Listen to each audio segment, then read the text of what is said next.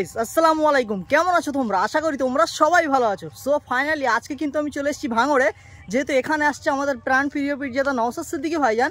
তো আজকের ব্লগটা আরও সেরা হতে চলেছে। তো এখনও পর্যন্ত যারা যারা চ্যানেলটা সাবস্ক্রাইব করোনি তাড়াতাড়ি করে কিন্তু চ্যানেলটা সাবস্ক্রাইব করে দাও। সো ফাইনালি আমাদের প্রাণপ্রিয় পীরজাদা নওশাদ সিদ্দিকী ভাইজান কিন্তু চলে এসছে, ঠিক আছে? এই দেখো ভাইজান কিন্তু আসছে, দেখো ভাইজান কিন্তু চলে এসছে, ঠিক আছে? আর কত মানুষ দেখো এখানে। ভাইজান আসসালামু আলাইকুম। হ্যাঁ দেখো পিছনে কত মানুষ দেখো, ঠিক আছে? কত মানুষ দেখো পিছনে। ভাইজান আসার সাথে সাথে মানুষের একেবারে ঢল নেমেছে। তো ফাইনালি আমাদের প্রাণপ্রিয় পীরজাদা নওশাদ সিদ্দিকী ভাইজান কিন্তু নেমে গেছে, দেখো।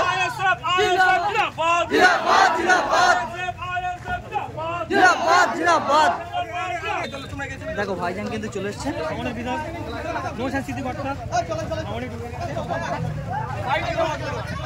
ভাইজানের সাথে কত মানুষ দেখো, ঠিক আছে?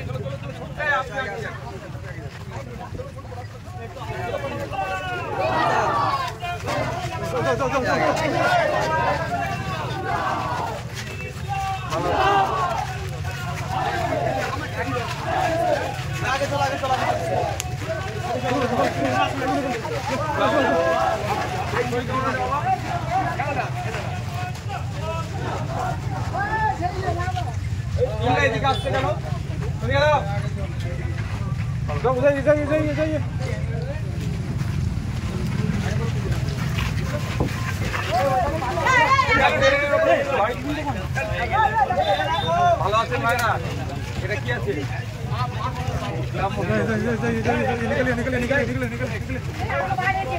বাড়িতে কি মা তোমার আগে যাও, আগে যাও।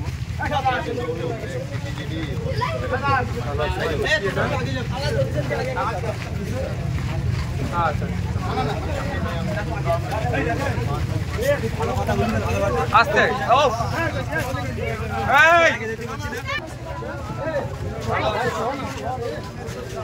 দেখো কত মানুষ কিন্তু ভাইজানের জন্য অপেক্ষা করছে, দেখো, ঠিক আছে? জিন্দাবাদ।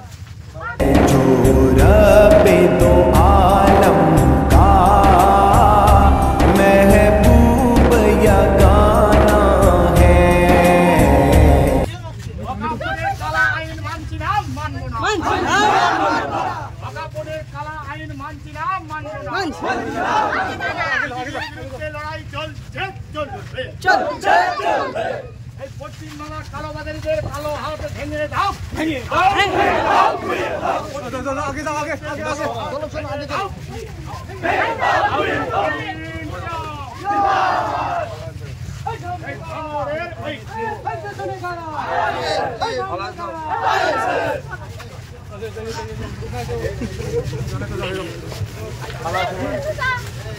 আগে নিকলো আগে নিকলো আগে নিকলো।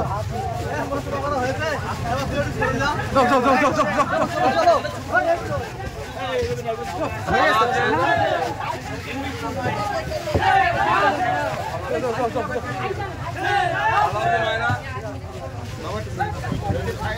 ভালো আছে। নিকলো নিকলো নিকলো নিকলো নিকলো।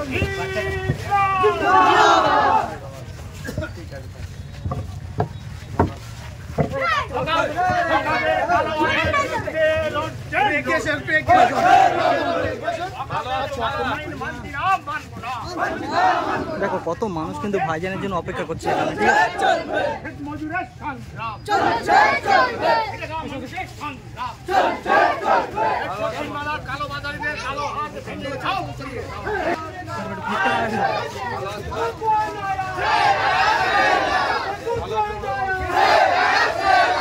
দেখো সামনের দিকে দেখো কত মানুষ রয়েছে, আর এদিকে দেখো ভাইজান কিন্তু আসছে।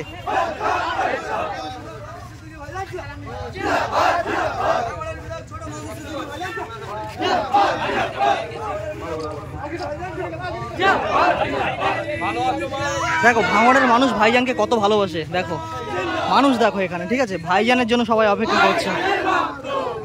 দেখো ভাইজান কিন্তু চলে এসছে, আর এখানে দেখো ভাইজানকে ঘিরে কত মানুষ, দেখো ভাঙড়ের মানুষ কত ভাইজানকে ভালোবাসে।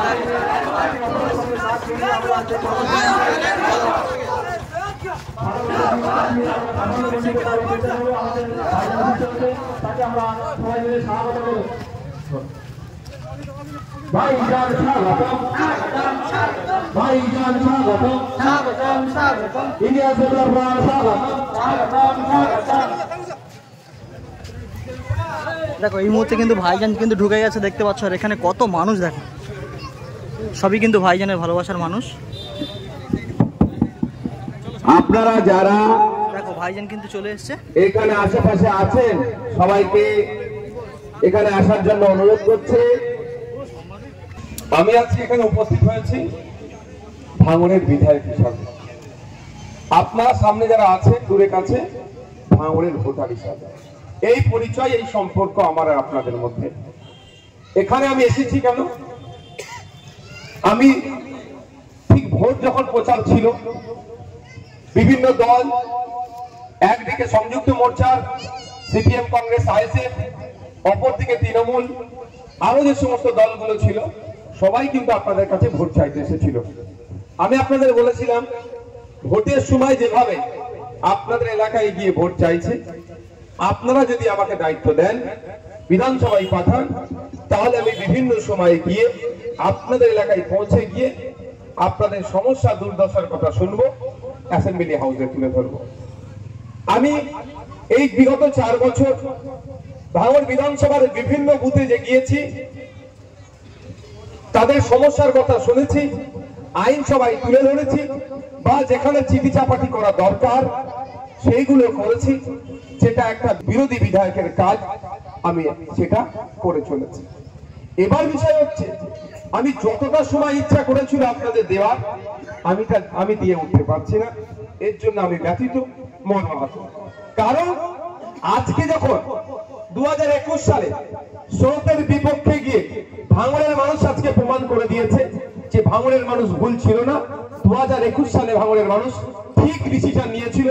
আজকে সারা রাজ্যের মানুষ আগুন কামড়াচ্ছে। আর কি বলছে, যদি 10টা নওশাদ সিদ্দিকী আমরা অ্যাসেম্বলি হাউসের মধ্যে পাঠাতাম, তাহলে আমাদের আনিস বিচার পেয়ে যেত।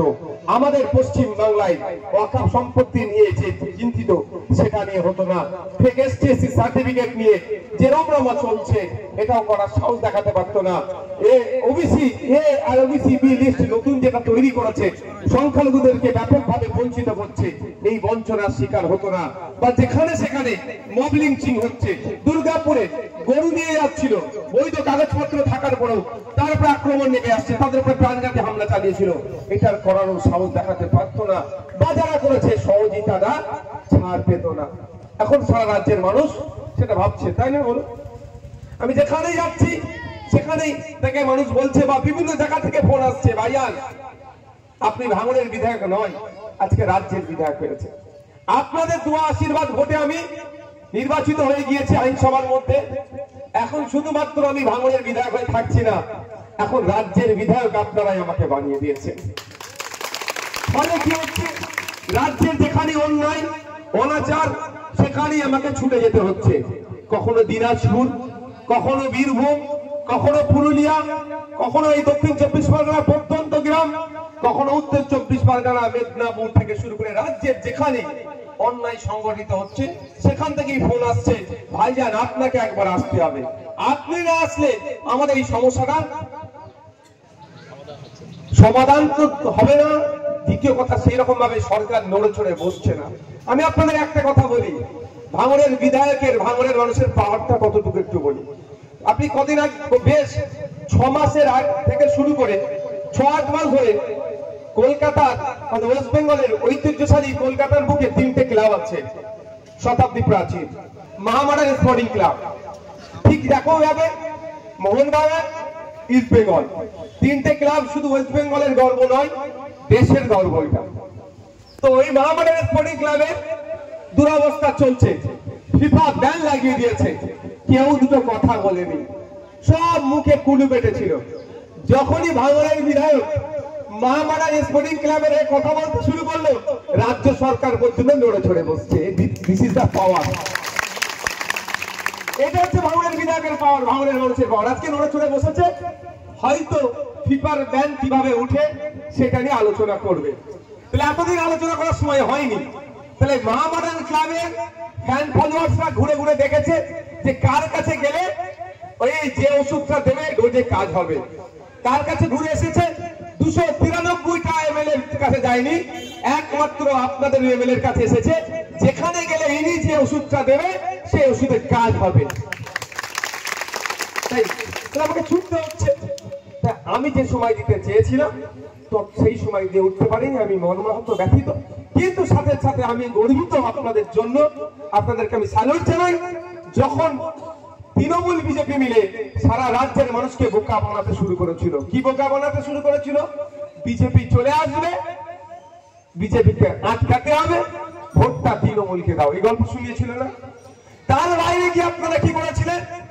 যে বিজেপি তৃণমূল আমরা বুঝি না, আমাদের কণ্ঠ হয়ে আইনসভার মধ্যে যেতে হবে।